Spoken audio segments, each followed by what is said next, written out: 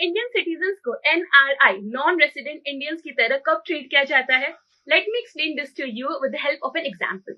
Mister Raj जो कि एक इंडियन सिटीजन है, लेट अस अज्यूम कि पीरियड में मिस्टर राज इंडिया में 182 डेज या उससे कम रुके हैं।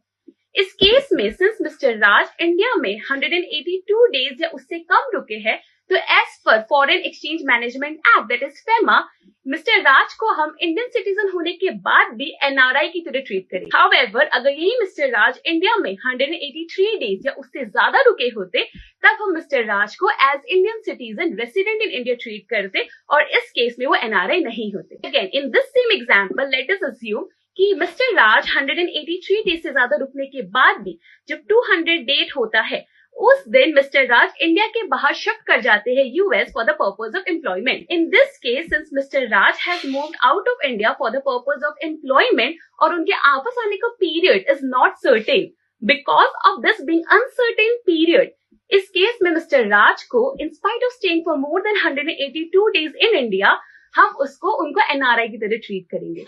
दैट बीइंग सेड, फेमा के अकॉर्डिंग अगर कोई भी इंडियन सिटीजन इंडिया के बाहर 182 डेज से ज्यादा रहता है, उस सिचुएशन में हम उस बंदे को एनआरआई की तरह ट्रीट करते हैं।